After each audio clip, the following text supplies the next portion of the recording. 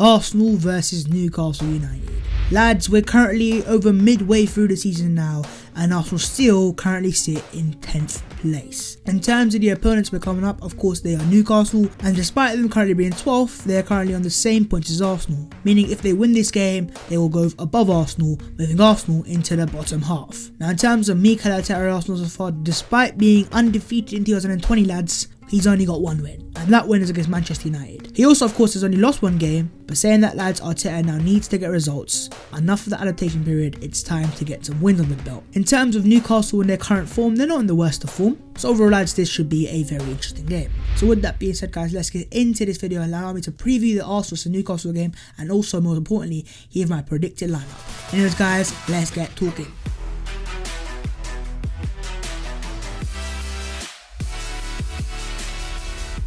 Now, I want to say it's a must-win game, lads, but considering our current state, any game right now that Arsenal play from now on is a must-win. Not must-draw Arsenal, a must-win. Yo, what is going on, guys? My name is Bassel. Welcome back to my channel. Today I'm here with a brand new video, and today, of course, I'm going to preview Arsenal vs Newcastle. Now, funny enough, lads, I'm not a guy that normally does previews or predicted lineups. Considering we've not had a game for nearly 2 weeks now, I thought I'm so excited, let me do a preview and give my predicted lineup to the game. And also, not to mention, lads, currently I am lacking quite a few video ideas, so a video is a video, so I hope you enjoy. Anyways, guys, before we get into the video itself, make sure to go down there and smash a like on the video. As always, if you like to smash 100 likes, your boy would appreciate it. Also, if you could subscribe to the channel, your boy would appreciate it. We recently hit 8,000 subscribers, lads. Come on, you gunners. And of course, that means we are closing onto the 10k mark. We're getting it slowly but surely, so if you could subscribe, your boy would appreciate it. And also, as always, let me know your thoughts in the comments on the game, your predictions, your predicted lineups, and also in terms of previews, do you want to see more previews from me? And with that being said, guys, let's get into this. Arsenal versus Newcastle United at the Emirates Stadium, lads. This is going to be a game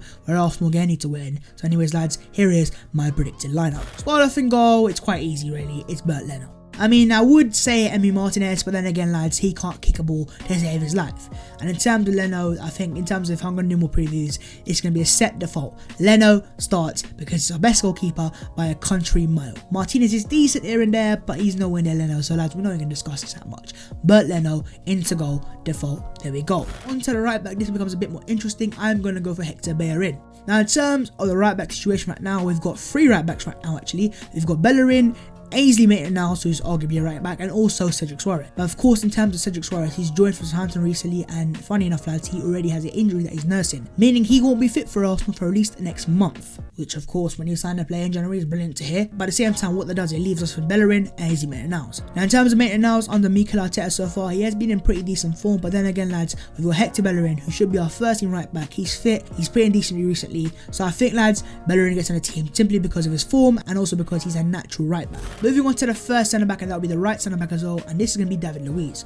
Hold it right there. Well, lads, since the filming of this video, guess what? News has been announced from Arsenal that Pablo Mari will not be fit for this game, making this part of the video absolutely pointless, as I was going to put Mari at left centre back and Luiz at right centre back, but now considering Mari is injured and not fully fit for the game, we're going to have to throw in Mustafi. Let's not lie, lads, he's not been in the worst form recently, and yeah, there's not many other options available. Right centre back, Mustafi. Left centre back, David Luiz. Let's move on to left back. Moving on to the left back role, and that is going to be Bukayo Saka. Now, of course, in terms of Kolasinac, we're not sure about his full fitness yet, and Kieran is currently injured. But in terms of Saka, of course, we all know that he went off injured against Burnley. But since then, lads, it looks like he's recovered, and he was, of course, part of the training in Dubai. So was Kolasinac, of course, so I wouldn't be surprised if Kolasinac starts. But in terms of Saka so far under Arteta, he looks like a very good player as a left back. In fact, if you look at the way he plays as a left back, he's not actually playing as a left back. He's playing more as a left midfielder. So in terms of Bukayo Saka, I would like to see him start because, of course, going forward, he offers a lot. In terms of Kolasinac, of course, he's a decent left back, and so far under Arteta, he has looked decent. But at the same time, lads, Bukayo Saka looks a lot better going forwards and a lot more clinical going forwards. We need to start being more clinical. I think one of the reasons why we've drawn so many games this season is because we don't have clinical players who are the cutting edge. There have been too many games that have gone past where Arsenal have had chances after chances, and we cannot take them. So therefore, for me, lads, I would like to see Bukayo Saka start. Moving on to the midfield, lads, Lucas Torreira gets in straight away. Torreira, of course, is our only defensive midfielder, and he is our best defensive midfielder. I mean, if you look into Lucas Torreira so far under Mikel Arteta, he looks like a different player. Do you know what, I say that, but at the same time, lads, I think this is actually the normal Torreira we're seeing it. He's a defensive midfielder and he's playing good in defensive midfield. Imagine my shock, Unai Emery, that we're playing Torreira in his actual position and the man's actually putting in decent performances. Oh, I'm so shocked.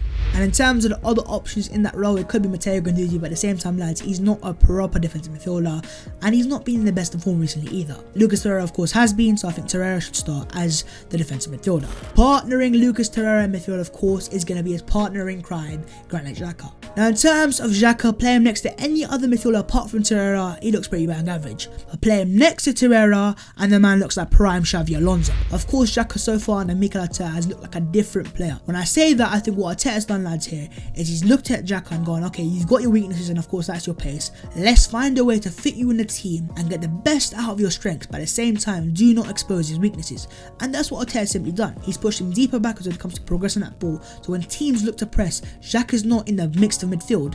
In fact, he's a lot deeper and he's sometimes playing a left back. And as I have said, lads, under Mikel Arteta so far, he looks like a completely different player to what he was under Unai Emery. He's growing in confidence game by game, his passes are getting better game by game, and overall he's looking like a better player game by game. So overall, lads, I think Xhaka and Torreira is a midfield partnership. It's our best midfield partnership by a mile right now, and I would love to see them start again in midfield. In fact, they have to, because it's a must-win game. Moving on to the attacking midfielder role, and that's going to be Dani Ceballos. Ceballos for me has to get back into the team right now. Now, I love Mesut Ozil. I'll be the first guy to tell you I love Mesut Ozil, and I am pretty much a fanboy. But at the same time, Mesut, I think right now you're not performing to the levels you were in his first few games under Mikel Arteta. Of course, Ozil in his first few games under Arteta looked like a completely different player. He was working a lot harder and overall looked like a more complete player in terms of running off the ball, but also on the ball he was passing the ball a lot better. I think Ozil's a player right now whose career is peaks really. He's won the World Cup with Germany, he's come to us, he's won the FA Cup, he was at Real Madrid as well, and for me, lads, what much more can Mesut Ozil win? Of course, you could say the Premier League title, but under Arsenal, that's not going to happen anytime soon. So for me, Ozil right now, I love him as a player, he's a great player, he's a great talent, but for me, this is the game where Arsenal need to win, when new players are going to put the shift in, but at the same time, going to make things happen, and so for me, lads, we should drop Mesut Ozil. There, I said it, okay? You happy? Now, in terms of course, the player I want to come in, of course, is Dani Ceballos. Ceballos, of course, is a player who we signed in the summer on loan from Real Madrid. His first game against Burnley was, boy, that was magnificent. And since then, lads, it's been it's been a bit of a drop. But for me, at the same time, lads, I think we've seen enough of Mesut Ozil. So for me, lads, Dani Ceballos should be our attacking midfielder. Moving on to the right winger, lads, is going to be Nicolas Pepe. Now, in terms of Pepe so far under Mikel Arteta, lads, it's a very hit and miss. In terms of his first few games at Arsenal, Arteta actually dropped Pepe to the bench, and it was Reece Nelson starting there. Of course, after that game against Man United where man ripped Luke Shaw left, right and centre, Pepe's been starting week in, week out. And then we say that, and then he gets dropped against Burnley. So what that tells me right now, lads, is Arteta wants to see more out of Nicolas Pepe, and so do we. When you pay £72 million for a player, you expect a lot more from that player. And so far, in terms of Nicolas Pepe's career so far, I hate to say it, but the man's averaging a goal every manager. Step up your game, Nicholas. We paid £72 million for you. Stop playing in installments. But in terms of Nicolas Pepe, it's a home game against Newcastle. They're going to look to sit back for me, and we're going to need players who have the ability to dribble and drag players towards them. And in terms of the aspect, there's no player at Arsenal right now that has that same ability to lure players towards him than Nicolas Pepe does. Right winger, Nicolas Pepe. Moving on to the striker, lads, we're going to drop Lacazette. We're going to start Aubameyang. Laka, I'm sorry lad, get on the bench. And now in terms of Arteta so far at Arsenal, he's always played Lacazette in this role. But at the same time, lads, Lacazette has yet to score under Mikel Arteta. Striker at Arsenal Football Club hasn't scored for nearly 7 or 8 games. Not good enough, lads. So therefore, lads, I think we need to start Aubameyang up front. Because right now, Lacazette, yes, he does a lot of work off the ball and he's dropping off deep and also and so, but he's not scoring goals. And we need to start scoring goals. If we get a chance in the game, we need to take that chance. And right now, I do not expect Lacazette to take that chance. Therefore, I will drop Lacazette at the bench and start Aubameyang in his actual position, and that is, of course, a striker. Aubameyang, throughout his whole career, has played his best football as a striker. He can play a left wing when you play him in the right area of the left wing, but at the same time, lads, he's a striker. You don't see Kane or Aguero play left wing. He's a striker. You play him striker. Especially when Lacazette is out of form, I think this becomes a no-brainer. Aubameyang down the middle for me. Moving on to the final player and the left winger, now of course is going to be Pele's godson, Gabriel Martinelli. Pele's godson, who is better than Pele. Ready. Now in terms of Gabriel Martinelli, I don't want to see Arsenal force him into the team. He's a left winger as a striker, so if you're going to play him at Arsenal, play him in his actual positions. He's not a right winger, and as we all saw against Burnley, he looks so lost on that side. So therefore for me, lads, we need to see Gabriel Martinelli play as a left winger, which so far under Arsenal has been his best position. We all remember that goal against Chelsea and that celebration against Chelsea. It was scenes. So therefore for me lads, we need to see Martinelli start in that left winger role. He looks most comfortable there. He does a lot more damage than Aubameyang does there. And of course, not to forget lads, he is the godson of Pele. And also for me, in terms of that front three, then Pepe, Aubameyang and Martinelli, there's a lot of balance there, a lot of pace there, and all players are comfortable playing in their actual positions. Let's stop shoehorning players in and play players in their actual positions, Arteta. And there we go lads, that is my predicted lineup for Arsenal versus Newcastle.